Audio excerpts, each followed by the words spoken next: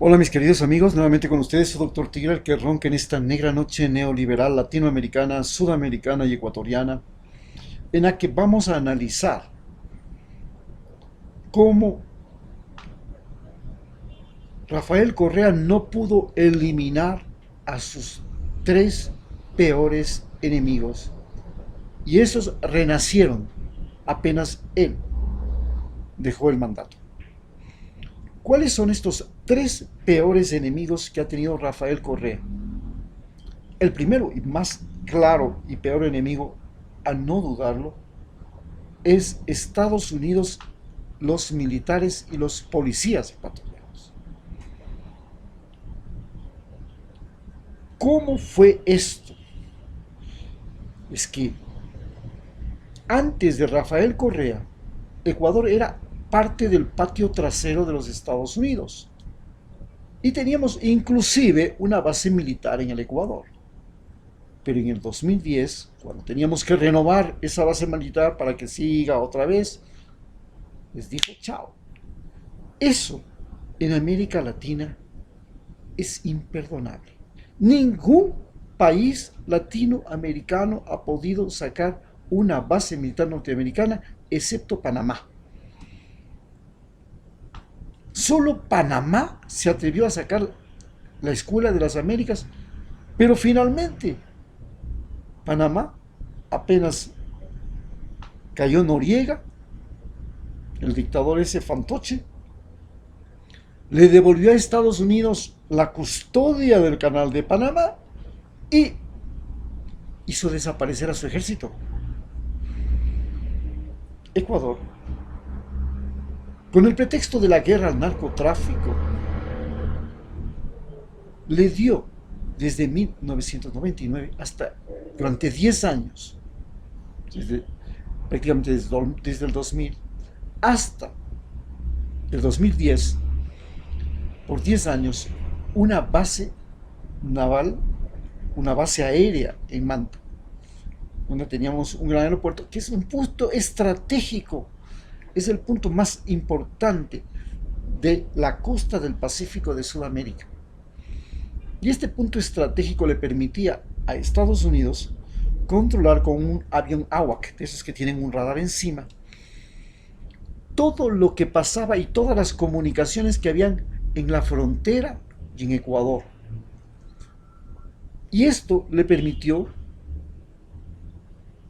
hacer las campañas contra las FARC, contra las Autodefensas Unidas de Colombia y contra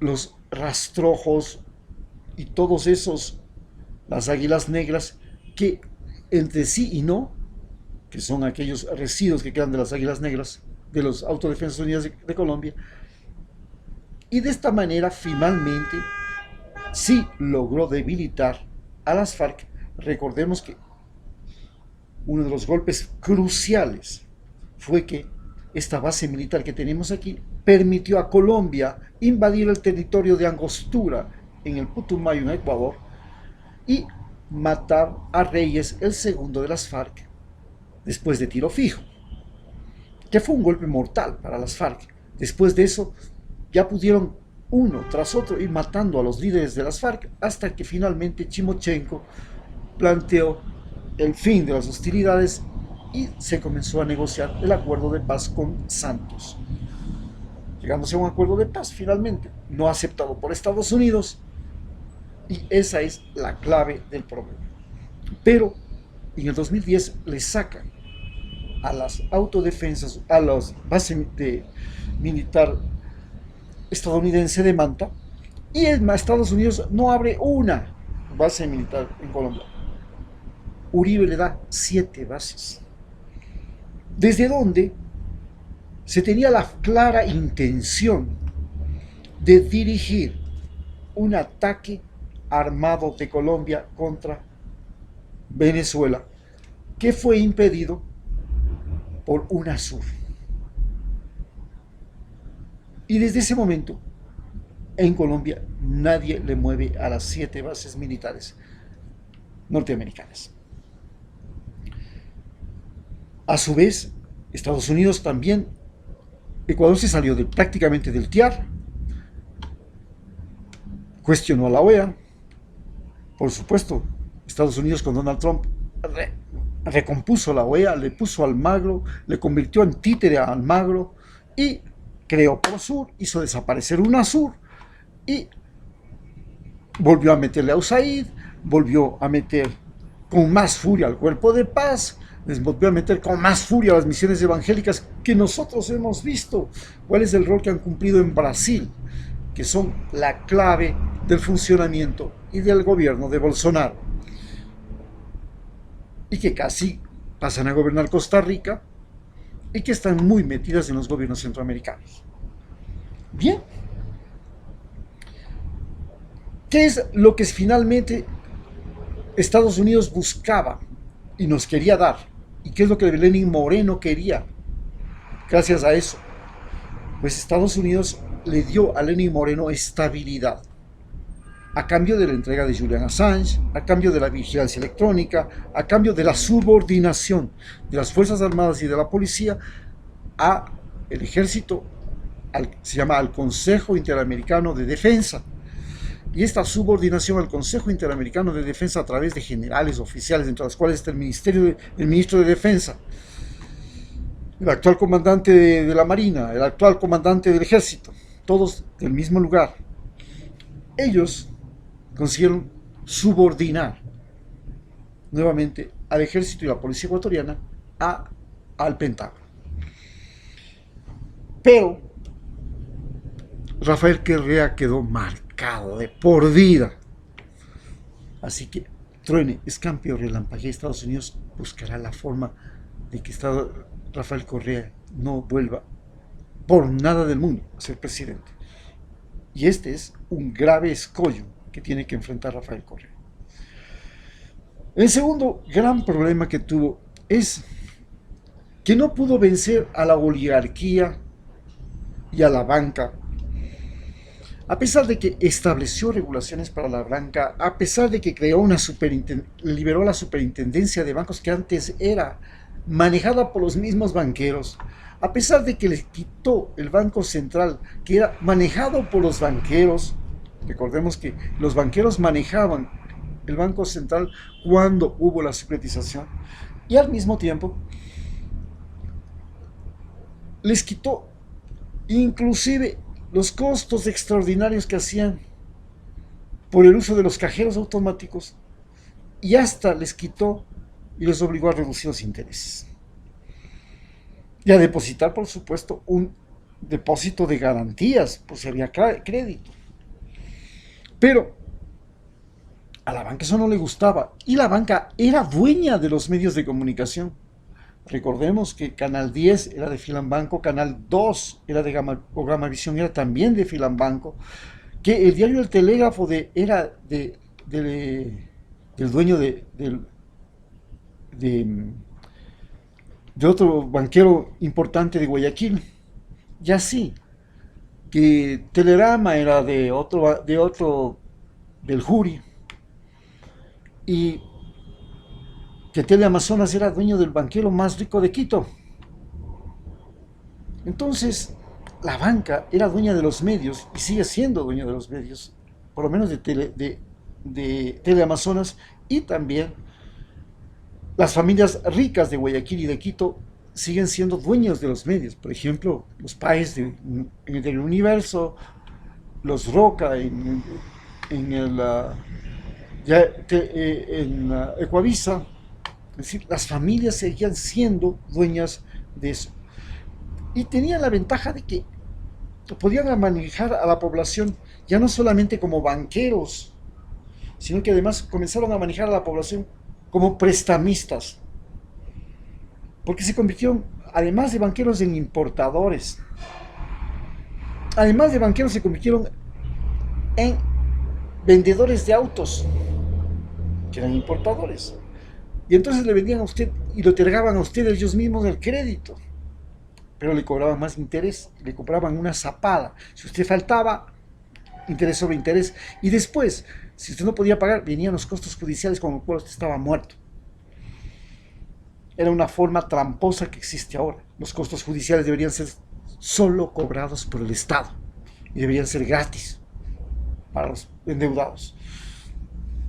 La defensa de todo lo que es los costos judiciales. Entonces, no solamente que se hicieron banqueros, sino que se hicieron importadores, que le prestaban a usted para comprar la refrigeradora, esto, otro, la ganga y todo lo demás. Y de esa manera comenzaron a explotar al pueblo ecuatoriano.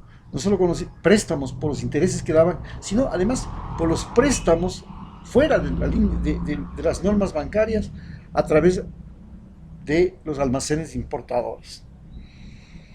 Pero no solamente eso, también se apropiaron gracias a la banca. Recordemos cómo se produce la quiebra bancaria, en la que la banca le presta a todos los inversionistas que querían construir camaroneras y se volvían locos porque el camarón producía más que la cocaína.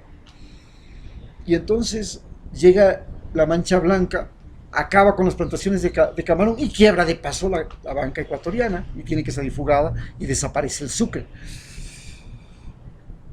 Este grupo de gente que Rafael Correa trató de controlar a toda hoy es el grupo que tiene las mayores ganancias del Ecuador.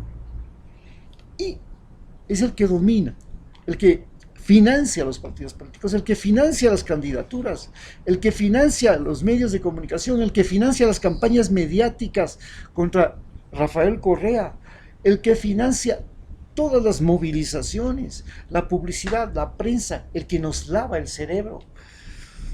Y eso no lo pudo convencer Rafael Correa, a pesar de sus abatidas en las que siempre hacía hincapié de que la prensa era corrupta y que había que envolver los aguacates en la prensa ecuatoriana para que madure, porque no servía para otra cosa.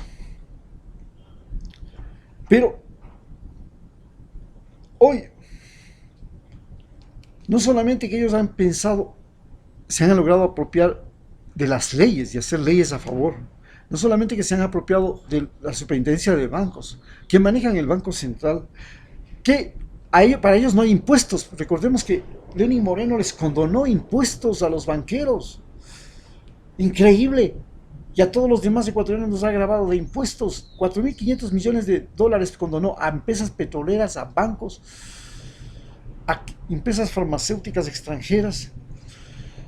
Y para ellos el dinero les sigue llegando a granel. Rafael Correa no pudo cambiar esta desgracia. En segundo lugar, tampoco pudo cambiar la desgracia. La tercera cosa que tenemos, tampoco pudo derrotar a la partidocracia. Como vimos en el capítulo anterior, ¿por qué no pudo derrotar a la partidocracia? Porque su partido pasó a ser parte de la partidocracia. Pasó a ser un partido político y no un antipartido político. Y un antipartido político tenía que haber sido simplemente una organización que reúne a los grupos sociales. Lo que está pidiendo ahora, una coalición.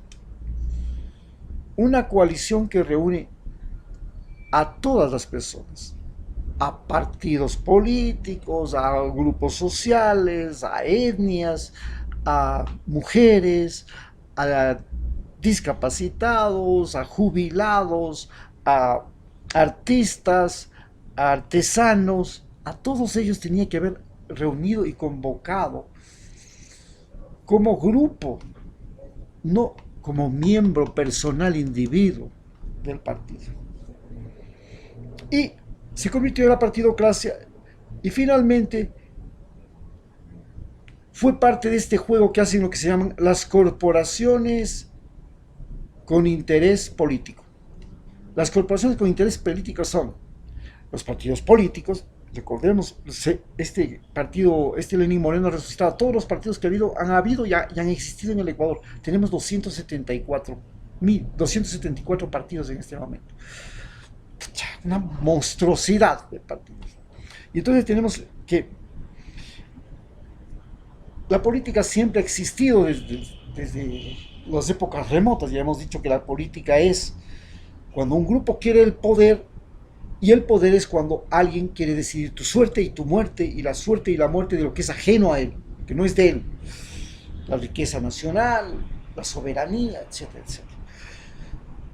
Cuando los gobiernos eran territoriales, es decir, había un emperador, un rey y todo, habían tres elementos en juego: la estabilidad, la seguridad y la satisfacción. Todos los imperios, comenzando desde el imperio romano, el imperio chino, lo que alcanzaron a dar a enormes territorios fue estabilidad. Permitieron las conexiones, la comunicación, el comercio, el intercambio, el uso de un mismo idioma, el uso de una misma moneda, el uso de una misma ley. Y eso facilitó que se crearan sociedades más o menos estables, como la sociedad del Imperio Romano, que duró 1000 años, más 1200 años. Por supuesto, a este le sucedieron las sociedades de dominación moral de masas, donde las religiones eran las que decidían la suerte y muerte, junto con los ejércitos, de las vidas de las personas.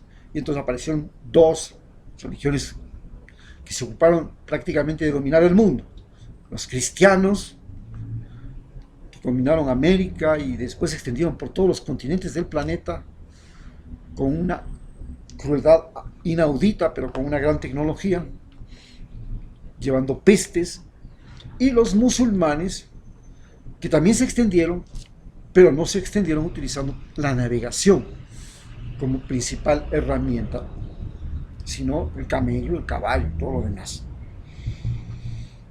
En estas sociedades de dominación territorial, de moral de masas, la estabilidad no existía.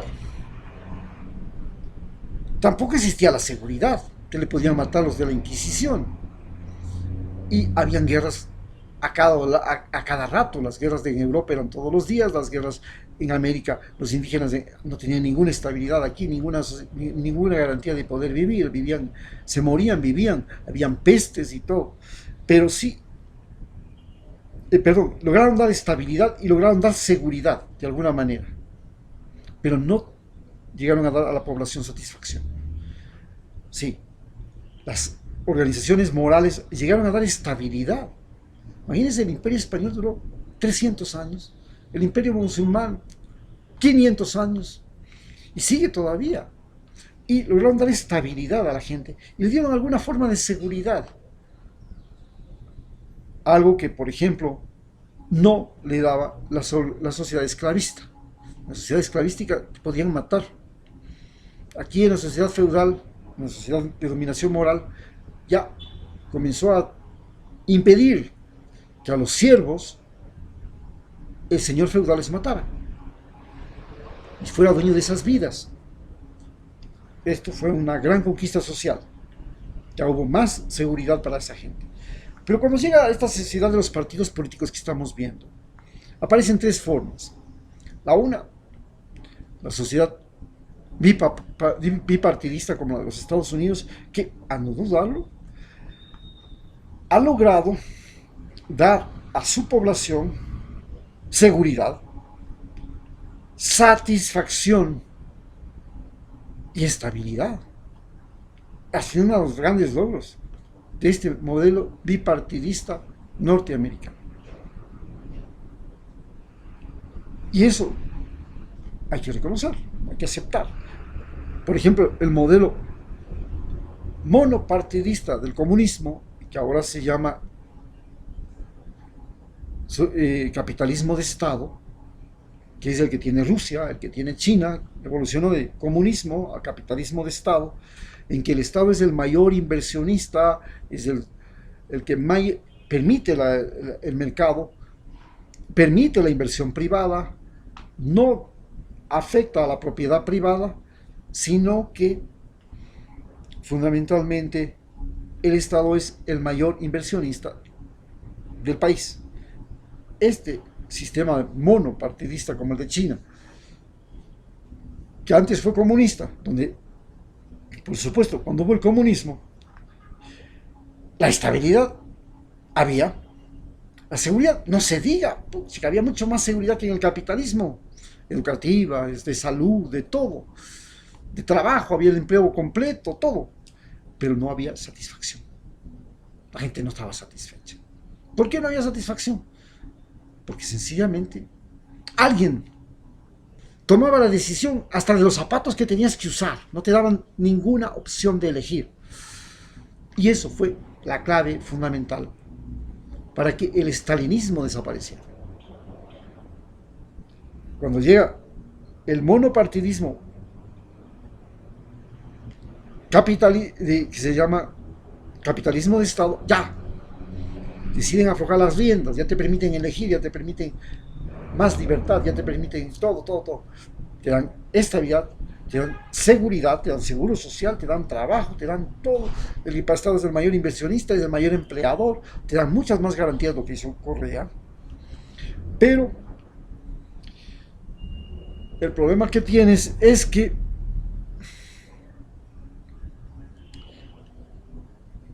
no te da esencialmente satisfacción.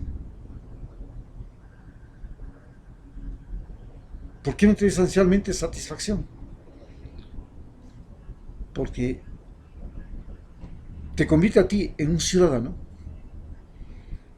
Y ciudadano es el que tiene iguales deberes y derechos. Y cuando tú eres ciudadano, tú ya no eres nadie. Para poder ser alguien, tienes que ser persona. La persona es el individuo que puede decidir por sí mismo en todo desde que nace. Y después hace el ejercicio de decidir en todo el tiempo. Decide la ropa que se va a poner, la fiesta a la que va a bailar, la droga que va a consumir, la comida que va a tragar. Todo decide él. Esto no era posible antes del siglo XX, XXI. Ahora ya lo es posible. Ahora ya tienes esa posibilidad. Hasta puedes elegir el género que quieres. Homosexual, multisexual, puede ser bisexual, multisexual, lo que te quieras. Entonces, estamos en otro momento y aparece que estamos viviendo. Y los partidos políticos se convirtieron en, ya sabemos, en unidades de campaña. El eje fundamental del partido político es la popularidad. Todos se convirtieron en populistas. Todos se convirtieron en populistas porque primero fueron populistas a través del periódico, cuando el telégrafo permitió las noticias instantáneas impresas.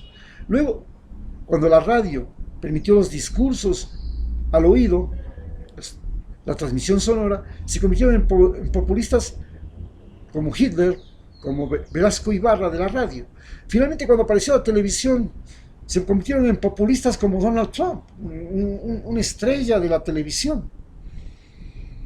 Y esto ha creado que todos somos populistas ahora en la política. Y la popularidad es lo más importante. Es por eso que la popularidad de Lenín Moreno está en el piso, apenas tiene 7%, y no debería gobernar. Solo se sostiene porque Estados Unidos lo sostiene, porque los medios lo sostienen y porque los partidos viejos lo sostienen, los de la derecha de Guayaquil.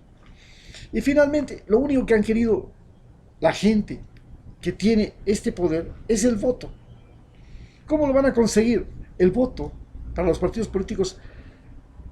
Cuando comenzó el sistema electoral en el siglo XIX, en el siglo XX, con Eloy Alfaro, las campañas electorales se hacían con un candidato que era un ricachón, un terrateniente. Acordemos que eran los famosos caciques de la política, los Giler, los Andrade en Manabí, los Plaza Monzón en Esmeraldas y el famoso Guevara Moreno en Guayaquil. Eran los caciques.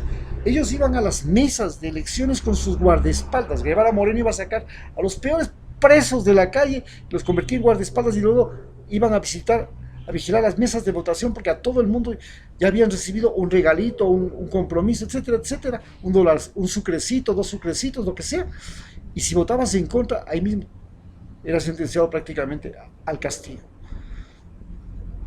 Plaza Monzón llegaba con sus fusileros, con sus cañoneros, lo mismo que Giler, a revisar las mesas electorales y a que la gente vean el rifle que tenían los guardaespaldas para que voten por el que sabemos. Eso lo hacía Buccelli en Muisne, yo mismo lo presencié. Esa era la forma electoral. Luego se cambió ese sistema electoral, llega ya. ¿Quiénes podían votar? No podían votar las mujeres, no podían votar los indios, no podían votar los negros, no podían votar los analfabetos. Pero llega 1980, 78, viene la Constitución, vienen estos 40 años que hemos vivido desde 1978 hasta ahora, y de elecciones, digo, de las juntas militares, y ya aparece el voto de los analfabetos. Entonces todo el país ya se preocupa por que todo el mundo aprenda a leer. Comienzan las campañas de alfabetización, que empieza Rol 2. Viendo que Cuba y Nicaragua lo hacen, él también se afilia con Cuba y Nicaragua y dice, vamos a empezar una campaña de alfabetización. E inclusive el Banco Central tiene un departamento del Banco Central que se encargaba de financiar todo lo que era la promoción de salud, los promotores de educación, los promotores de producción, etcétera, etcétera.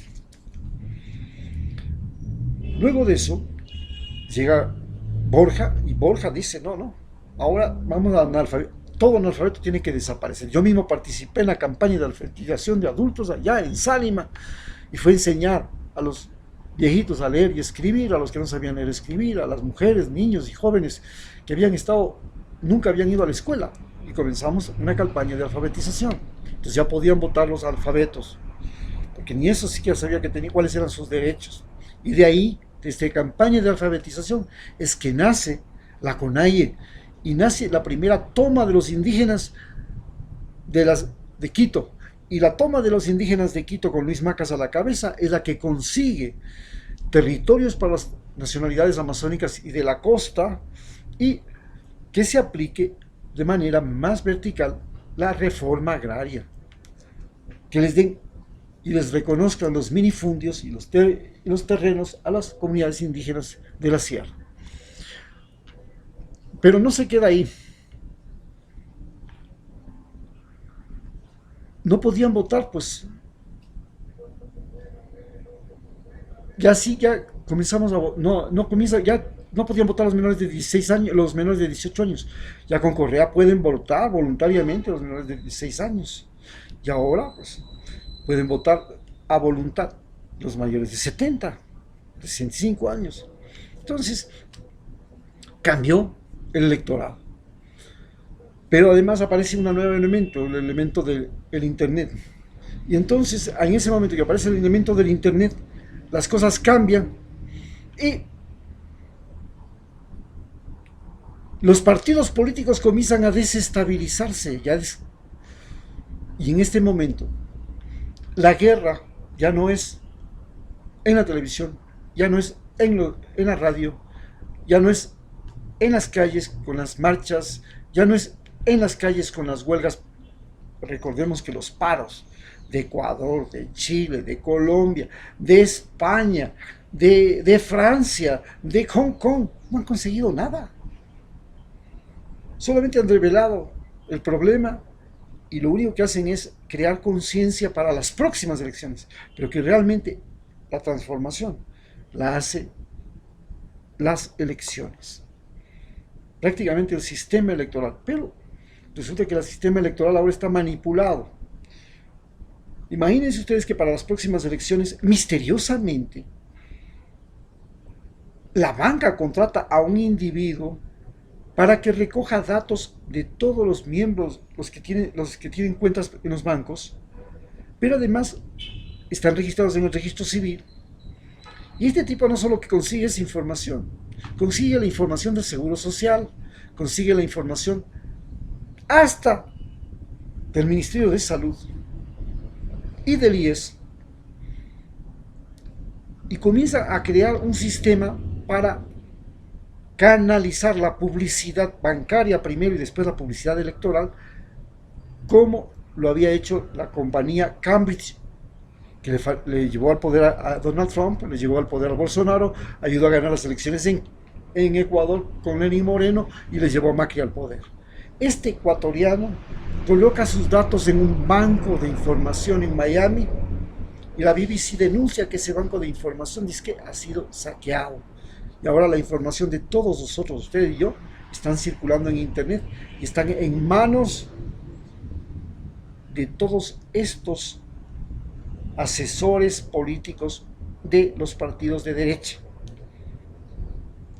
Y para las próximas elecciones lo que podemos esperar es que en su correo electrónico, en su Facebook y en todo, porque eso ya está registrado, usted va a comenzar a recibir y a ser bombardeado por la publicidad de Nebot, de Guillermo Lasso y de algún candidato que por ahí aparezca, que tenga posibilidades económicas y que pueda meter cizaña a través del internet.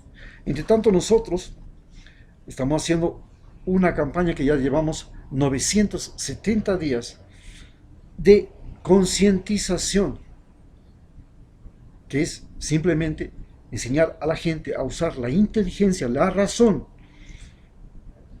para decidir y para votar. Muchas gracias.